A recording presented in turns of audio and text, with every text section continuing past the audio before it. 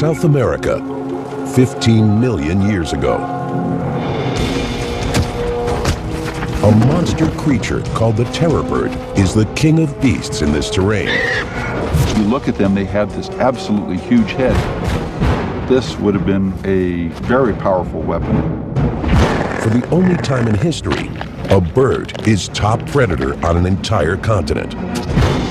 Then, the terror bird treks 7,000 miles to North America. Here, fierce wolves and saber-toothed cats rule the land. And the giant bird has a fight on its hands. In this epic conflict, who would prevail? The birds from the south or the beasts of the north?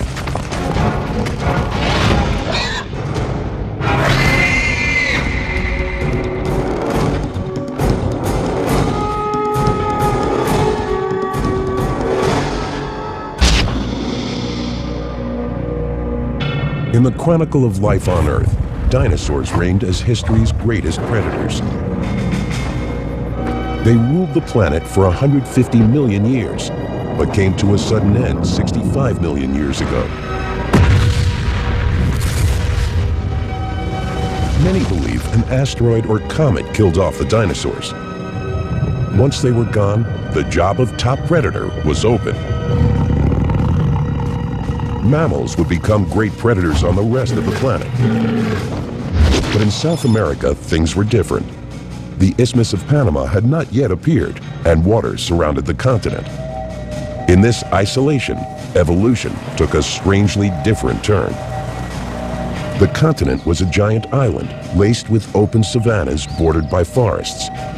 Here, the mammals were docile plant eaters, ranging from large sloths to bizarre armored creatures such as the glyptodont.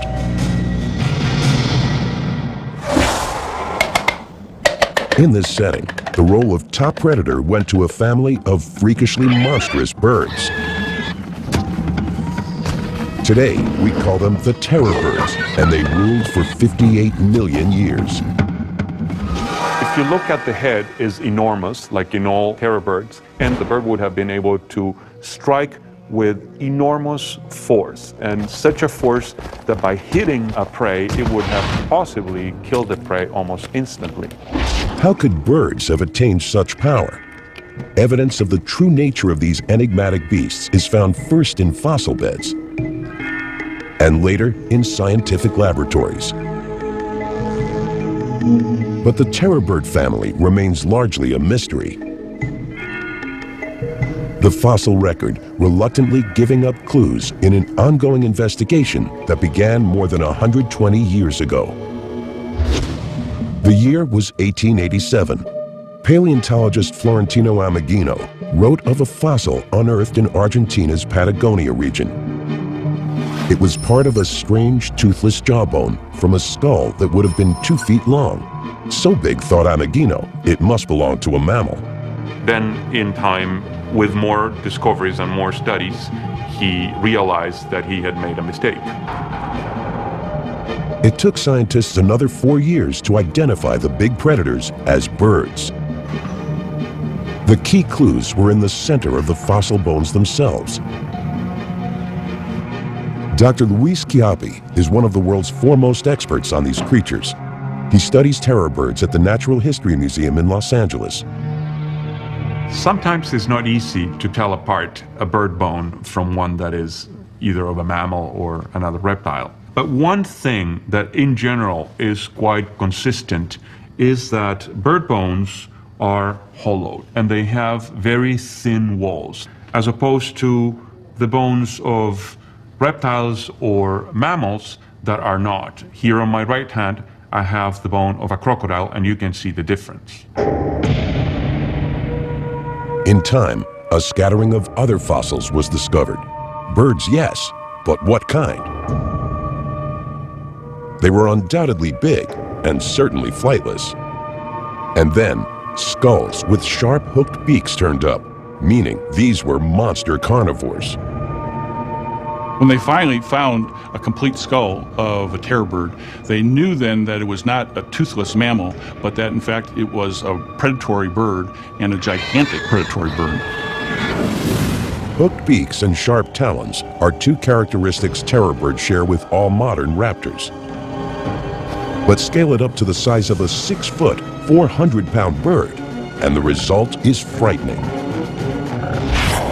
In the 100 years after the first discovery, scientists collected enough fossils to identify 17 different species of terror birds. They varied widely in size and lived at different times during a period nearly 60 million years long. But in 2005, the unexpected happened. What appeared to be a totally new terror bird came to light in Argentina. High school student Guillermo Aguirre Zabala was fossil hunting with a friend when they stumbled onto an historic discovery. Guillermo, now a paleontology student in Buenos Aires, had been interested in fossils ever since he was a young boy. El hallazgo fue The find was in the summer of 1999. I don't remember the exact date, but it had to be March. tiene que ser marzo. It all happened outside the village of Camacho, near the western edge of Argentina's vast region of Patagonia. Terror birds are known to have ranged from here through Uruguay and Brazil. Nosotros ya habíamos encontrado algún que otro fósil, unas mandíbulas. We had already found some other fossils, so we knew where to look and how to recognize fossils. Conocer los fósiles. Este particularmente estaba. This one in particular was almost completely covered. When we found the first pieces, we made contact with the Paleontology Museum in Bariloche. That's where we learned how to dig around the fossil and extract it. Y bueno, ahí es donde aprendimos a extraer fósil. Guillermo and his friend carefully covered their find and took it 40 miles away to the town of Bariloche. They gave it to the town's tiny paleontology museum, where it remained nearly unnoticed for 5 years. When Luis Chiappe learned of the find, he led an international team to determine the new specimen's place in the family of terror birds. He discovered it was a totally new species. Seeing this enormous skull that's about 20, almost 30 inches in length is just like, I mean, it's a wow moment, no question about that. Chiappe's team dated the skull at 15 million years old and named it Colenkin guillermoi. Colenkin for a native Patagonian spirit, guillermoi for Guillermo. Colenkin was a spectacular find. It was a new species with a head unlike any other bird in history. At 28 inches long and with a skull essentially bigger than that of a horse, the skull of Colenkin is the largest bird skull ever. Chiappe compared other terror bird fossils to Colenkin's skull, plus a leg and toe bone found with it. He hoped to learn how big Colenkin was, how strong, how fast. I'd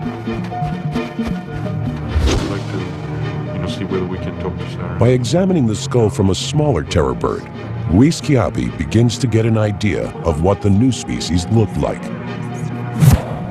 While in Bariloche, paleontologist Sarah Bertelli analyzes Colenkin bones in the town museum. Comparing measurements of these few specimens with other terror birds, they can estimate the critical dimensions of Colenkin itself. Although the skull was the most spectacular find, a complete leg bone also provided surprises. Este es el hueso de la pata de Colenkin. This is the bone that corresponds in humans to the connection between the ankle and the toes. The proportions of the leg bone are unexpectedly slender for such a large bird. Some other large terror bird species are thick-framed and thought to have been slow ambush predators. Colenkin with these bones is different. In the largest and heaviest terror birds, this bone is short and stout, but in the faster birds, this bone is long and slender.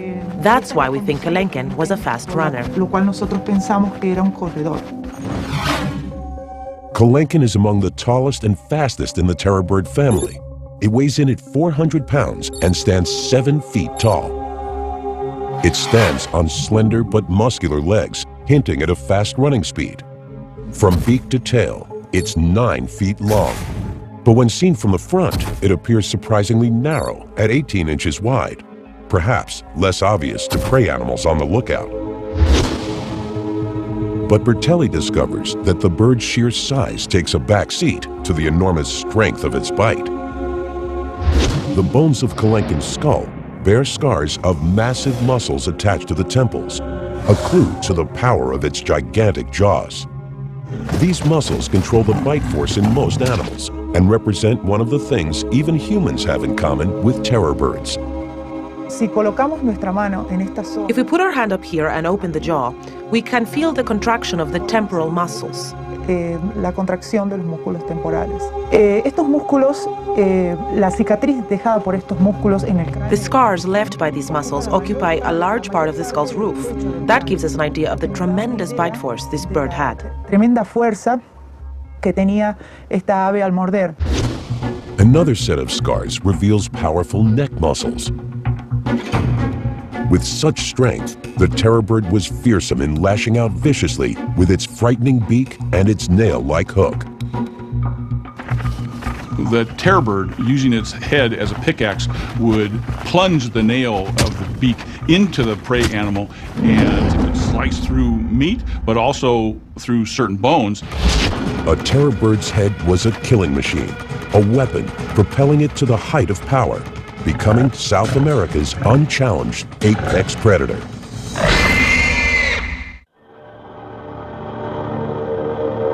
In South America, the head of the terror bird Kelenken is driving new research into these extraordinary predators.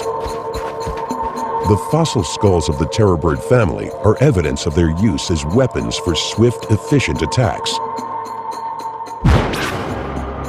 But now, advanced technology can tell us how those skulls worked. All right, this will be exciting.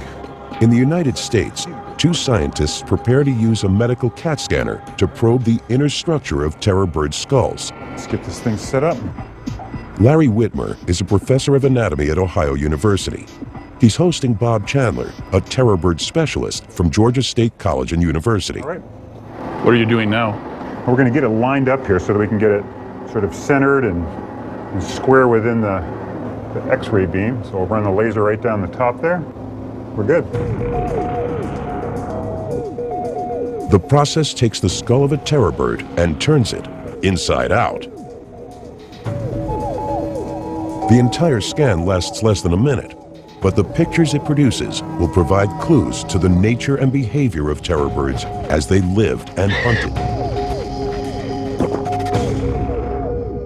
One thing we can tell by looking at the skull is that this is a relatively very strong skull. We can see that this pillar in front of the eye socket is really tall and strong. We see this bar along the cheek line right in this area is also tall and relatively thick, suggesting that the skull was built for both delivering and withstanding relatively large stresses.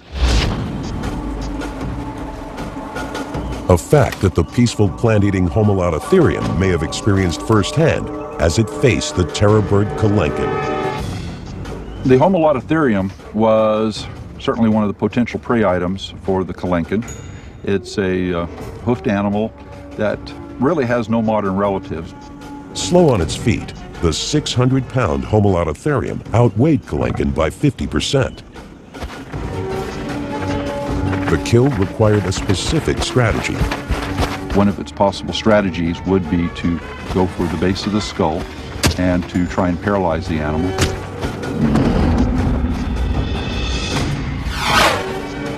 Once the prey was down, a terror bird's beak was all about shredding flesh, a familiar behavior in birds of prey even today.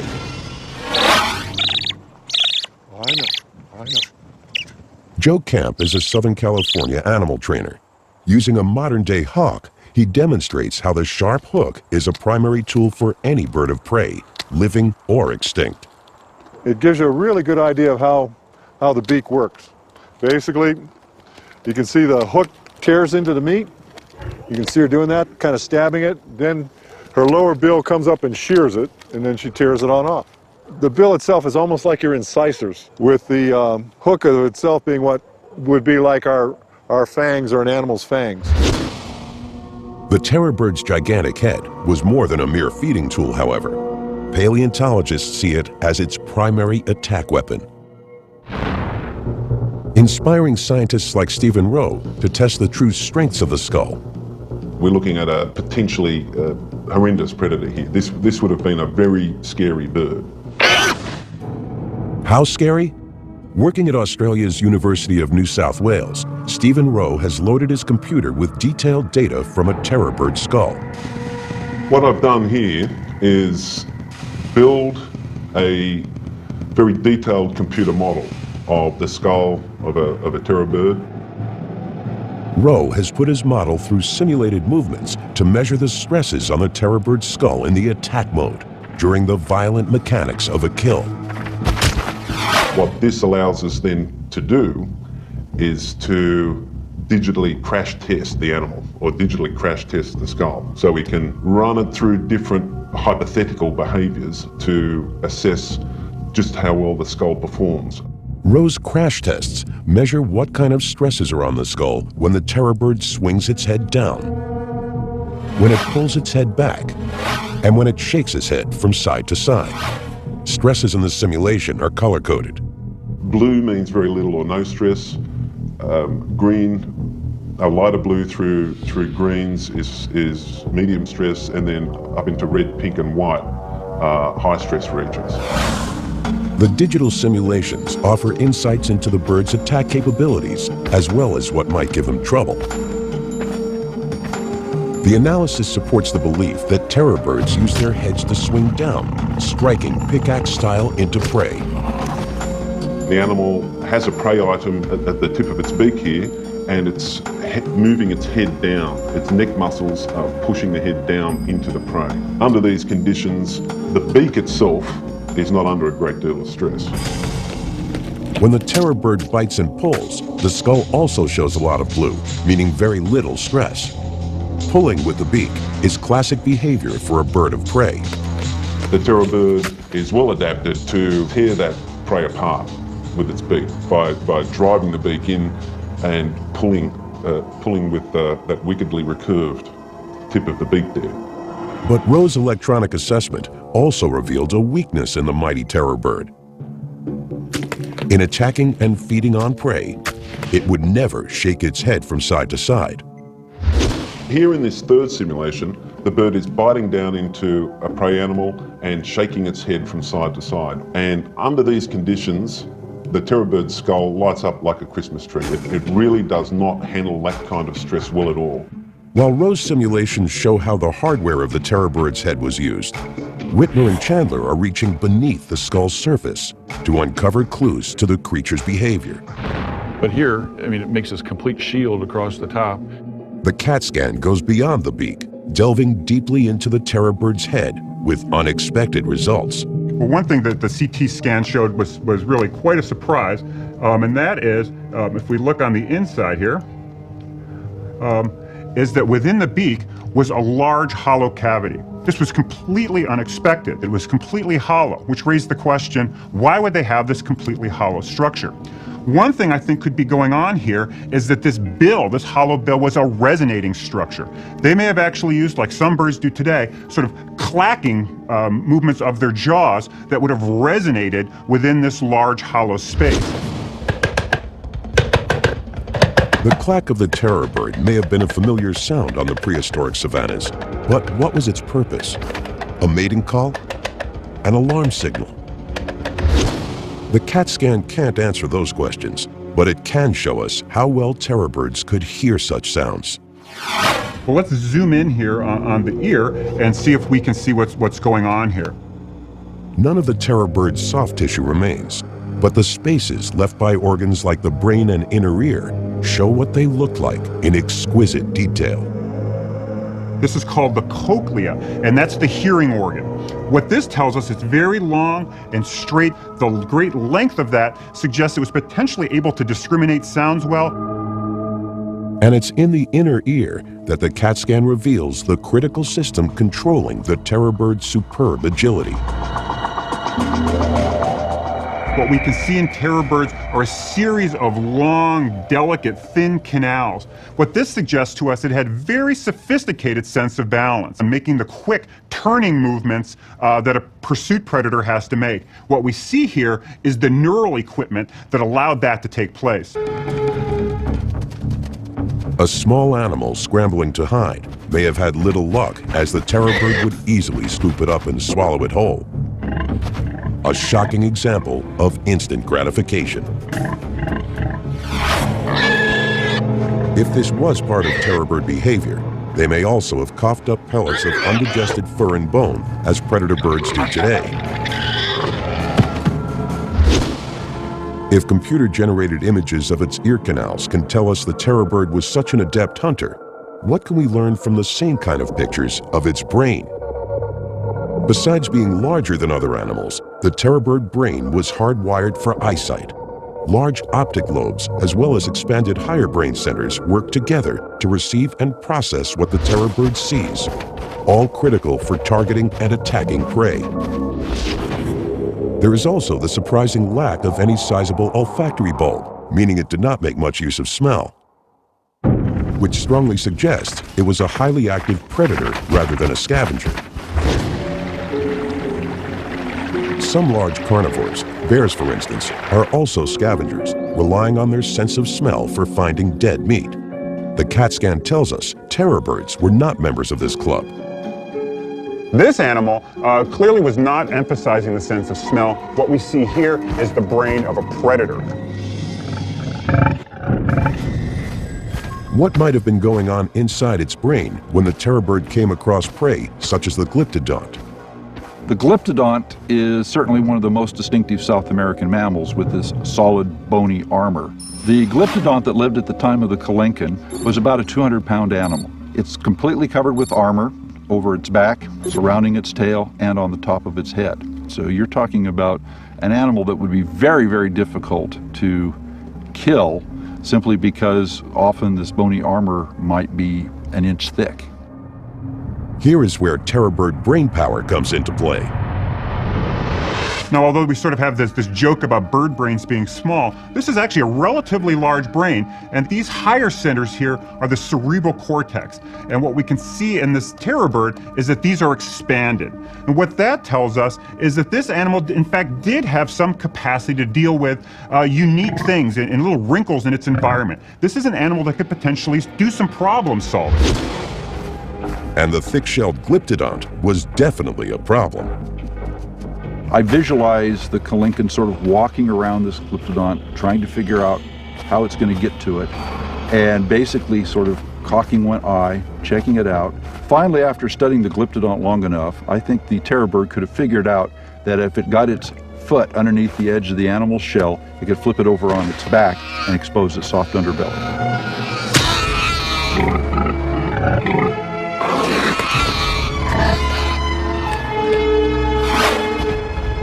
South America was a cornucopia of prey for Kelenken and its relatives. As an active predator, a 300 to 400-pound terror bird had to eat 20 to 30 pounds of food a day, and the isolated continent provided it, remaining for the terror birds a virtual Garden of Eden. You really are talking about a smorgasbord of potential prey with very little competition that the terror birds could feed upon, some of them reaching quite large size. But nothing is forever. Our planet is an ever-changing one, and for the terror birds, the paradise of isolation would begin to crack with the rumblings of a volcano.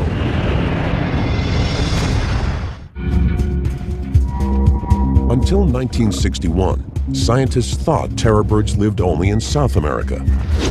But a lump of leg bone and part of a toe raised an intriguing new possibility. When Titanis was first found in North America, it wasn't believed. It was thought that it had to be something else.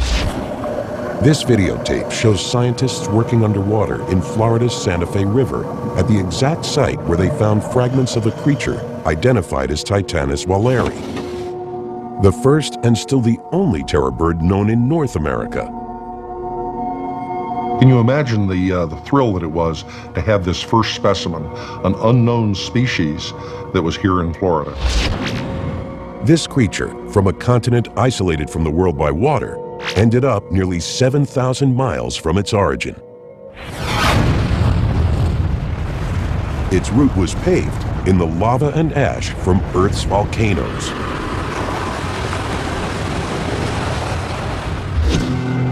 was is a big volcanic ash, a lovely piece of ash. Really very. In Central Oregon, geologist Greg Ritalik shows paleontologist Jordy Duckler how volcanoes can quickly change a landscape. Part of a big eruption. It's a rather unusual kind of volcanic eruption. Ritalik says the deposit in Oregon was created by an ancient eruption in the Pacific Ring of Fire, a string of more than 400 volcanoes ringing the Pacific Ocean from New Zealand to Chile. Part of that ring is in Panama, where North and South America were once separated by a water gap. The two continents were joined by volcanic activity in the Central American Isthmus in the late Miocene when the terror bird was on the march. The connection was formed largely from lava-producing volcanoes rising from the sea, as well as the uplifting of tectonic plates. But there's more to the story. The native jungles of the new land in Central America were not the kind of environments through which terror birds would have migrated. That's where volcanic ash deposits like the one in the Pacific Northwest come in. Mount St. Helens was an eruption of this sort, but it just created about a meter of ash. This one created 110 feet of ash, and at 600 degrees centigrade, it was a much bigger eruption than Mount St. Helens, and it would have created enormous stretches of open country. The volcano that created this deposit exploded 200 miles away. The thick layer of rock it left behind can be seen in places over an area of more than 120,000 square miles. The unfortunate creatures that are in the way of this flow, they're toast. Everything. There are trees, animals, all sorts of things. They're just burnt to a crisp. There's no sign of it. 600 degrees centigrade, that's more than a crematorium. How fast are we talking about the motion? Anything you could outrun? Well, no, they couldn't outrun this. This is death on wheels. Between 3 and 5 million years ago, eruptions like this in Panama resulted in what Ritalik calls instant land resurfacing, destroying jungle and briefly giving terror birds pathways to the north.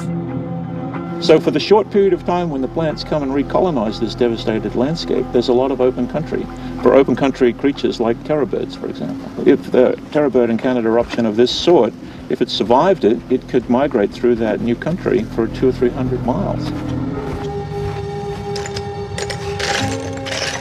The bones of Titanus in Florida are strong evidence showing that terror birds use the Isthmus of Panama to migrate to North America. When volcanoes filled the gap between the two continents, the resulting land bridge made migration possible.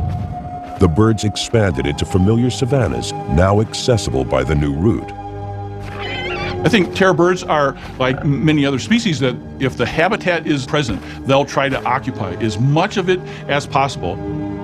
Since the original discovery in 1961, only a handful of North American terror bird fossils have been found. Presently, in North America, there are 42 specimens of Titanus. 41 of those specimens reside here at the Florida Museum of Natural History. Without a skull or any other large fossils, it's almost impossible for experts to piece together a complete picture of the North American terror bird. All they have to work with are scant bone fragments.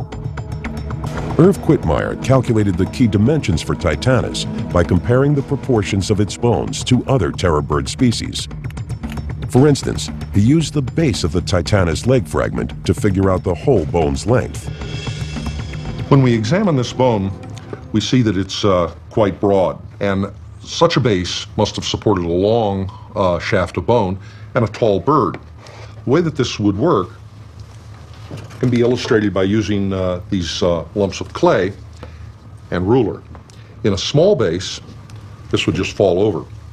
So it needs a large base in order to hold it in place, and with a smaller one here. So, a large base, long shaft of bone, tall bird. Smaller one with a smaller shaft, smaller bird. Quittmeyer's numbers game involved comparing measurements from 16 different terror bird species.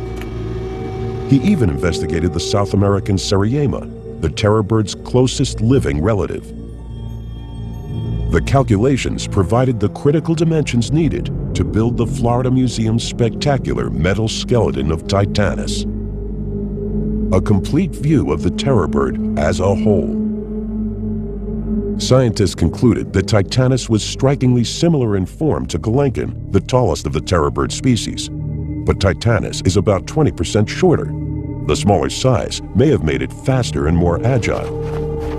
The terror birds that came north were part of the Great American Interchange, a broad exchange of species between North and South America by way of Panama. The terror bird needed its speed for the new prey it encountered. Chasing a swift horse would have been a challenge for Titanus. The fastest running birds in today's world are ostriches. Similar in shape and size, they offer us a way to figure out how terror birds ran. Some terror birds compare very well in terms of their limb proportions to an ostrich. And so you would be fairly confident in reconstructing terror bird locomotion as something like that of an ostrich. Since ostriches can easily run 30 to 40 miles per hour, they're not easy to pin down for a demonstration of their technique. So, biologist Kevin Middleton has invited gymnast Henry Holloway to the University of California campus in San Bernardino to explain how creatures like ostriches or terror birds can run so fast. Holloway will show how his human legs can work just like ostrich legs with the help of some special equipment. It's a jumping stilt. This is an aluminum frame with a carbon fiber leaf spring that's gonna give you back what you put into it. The jumping stilts will allow Henry to run like an ostrich by mimicking the long, springy tendons in the bird's legs. But the anatomy of the bones is part of the equation as well. This is the thigh bone, the knee, the shin, and the foot. In a bird, the foot would be much, much longer. And then when Henry stands on his toes, this is how a bird runs, on its toes. The longer foot is important because it gives greater leverage for the muscles and allows longer strides. The apparent backward knees in a fast-running bird are really the animal's ankles. It's a dramatic illustration of how long those foot bones are and how much leverage they supply. Let's do it. For Henry Holloway, the high-tech jumping stilts essentially lengthen his short human feet, giving him the ability to run like a terror bird. Go!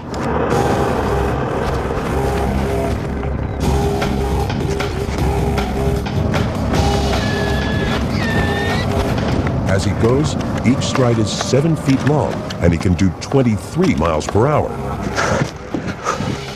Terror birds, with bigger legs and bigger muscles, had 10-foot strides and could probably do 40, just as ostriches can today.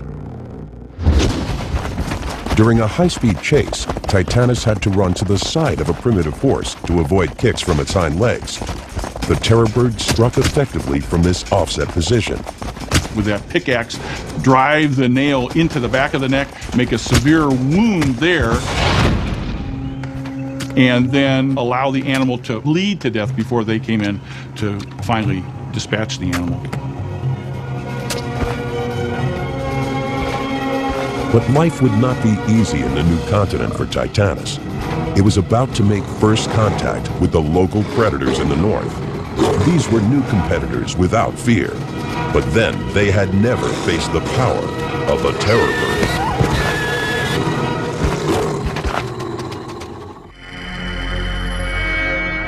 Around 5 million years ago, in what is now the southeastern United States, a mysterious newcomer from South America feeds on a primitive horse. The terror bird was the top predator in its ancestral home. But here in North America, it has competition from creatures it never encountered before. At the same time that Titanus was here in North America, there was a small wolf-like animal called the Edwards wolf. Not as large as gray wolves today, but larger than a coyote. Hunting in a pack, the wolves are there to steal the terror bird's prey. But this is a challenger they've never seen. They depend on instinct and spread out. This is a battle for attention. Who can divert the attention of the other combatant in which direction and for how long? If you're distracted long enough to have to fight one wolf, there's not really a chance that you can expend your energy keeping the other wolves at bay. Modern wolves are known for wearing down their targets, and their prehistoric cousins were likely the same. I think probably the defining moment is when the Titanus feels like its life is endangered.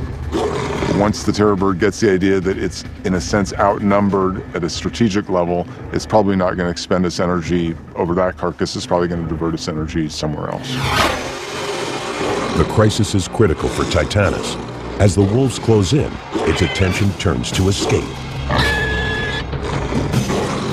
Neither side can sustain the tense standoff, and one swift exchange will prove decisive.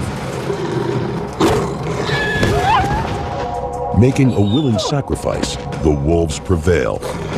Lesson learned, the terror bird withdraws, its native intelligence driving it to change its hunting strategy. So I could certainly see a terror bird after its first encounter with a pack of wolves possibly realizing that it's not worth the fight, it's going to lose in the long run, and eventually start developing avoidance behavior that if it kills something, the wolves come along, it's probably going to give it up rather than risking itself becoming a meal as well. Predators also posed a danger to terror bird eggs. Scientists believe they were similar to the eggs of ostriches, which are eaten by modern predators. In today's world, predators may be able to scare ostriches away from their eggs. Prehistoric predators, however, may have had to wait for a terror bird nest to go unguarded. If terror bird eggs were like ostrich eggs, how strong were they? To test the notion, we placed a wooden plank on a single ostrich egg and added iron weights 25 pounds at a time. The plank concentrates all the weight at one point on the shell. But even with this stress, the egg supported 175 pounds before finally breaking under the load. But the strength is illusory. An egg dropped from 2 feet cracks easily. One egg rolled against the other does the same. An Edwards wolf may have needed no more than a little persistence to crack a terror bird egg to get to the tasty meal inside. But Titanus also faced other predators in North America. Among the most dangerous was Smilodon gracilis, a smaller ancestor to the giant saber-toothed cats that would arise within the next epoch. A modern-day encounter between cheetahs and ostriches may mirror the way ancient cats avoided adult terror birds. Their chicks, however, were another story. You can certainly visualize a female terror bird with her chicks out for a stroll. One of the chicks wanders a little too far away from the group. Saber-toothed cat jumps out, grabs it, has terror bird chicken dinner. Not so fast. Mother terror bird springs into action. If the saber-toothed cat can't escape, it's going to go into offensive mode itself. Use its claws to go for the breast of the animal. But here, the terror bird has superior weaponry. It strikes with its giant head again and again. The cat is killed. But too late to save the unlucky chick, lying nearby with a broken neck. Life in North America must have been more difficult for the terror birds than it was in the South. Here, it faced predators like the cats and wolves, destined to evolve into the giant megabeasts of the future. These new competitors threaten the terror bird's very existence. Titanus as a species was in mortal danger. The reign of the terror birds lasted nearly 60 million years. They were top predators in South America and adventurous immigrants to the north. But their extinction is a complex puzzle that scientists are still trying to unravel. Trying to come up with a good, simple explanation for the extinction of any group of animals is very difficult. One factor may be the Great American Interchange, the mixing of species migrating between North and South America, making life for terror birds more difficult. One of the things we can look at is lack of competition with other predators, and the fact that once you start getting North American predators, dogs, cats, things like that, there's increased competition for food supply. 2 million years ago, terror birds in North and South America may have been hard-pressed to find a meal when saber-toothed cats shared their territory. The pressure from predators and competitors may be two factors in the terror bird's extinction, but there's also a larger picture. It's my opinion that the terror birds were not outcompeted by mammalian predators, but in fact it was a global change in climate. 2 million years ago, the Earth entered its series of ice ages. The glaciers in the north tied up ocean water as ice. The sea levels dropped, which lowered the groundwater table in places like Florida, where Titanus lived. The landscape dried out. It's going to have a lot drier vegetation. This affects what's available for its prey to eat. So you're going to have a change in the numbers and the variety of animals that Titanus might have been feeding upon. So it's sort of a domino effect with the climatic change leading up to eventually the demise of Titanus. In South America, the Andes continued the upward push they had been making for millions of years. Blocking more and more rainfall as time passed, the savannas to their east changed into drier steppes, further robbing terror birds of habitat. Environment, predation, competition. Each is a suspect in the mystery of the terror birds and why their long success finally came to an end. Is it one? Is it a combination of all three? It's too early to tell at this time, but that's part of the challenge of what we're doing in this science, is as we build upon our knowledge of these animals and understand them a little bit better, we can eventually get to that ultimate question of why aren't they around today? The epilogue of the terror bird story is still unfolding in the fossil digs of Florida. While the big birds were known to have roamed the earth millions of years ago, it was once considered possible that Titanus, the last of the terror birds, may have lived as recently as 10,000 years ago. This means they might have had contact with humans. Titanus, we have not seen a single fragment. It's probably just not the right environment for Titanus. It's the right time, the right age, but it may not be the right environment. Scientists Richard Halbert and Bruce McFadden direct a dig in a limestone sinkhole where sediments hold fossils of the Great American Interchange. The timeline riddle for Titanus was important to solve. Humans on the same turf as terror birds could have hunted them out of existence.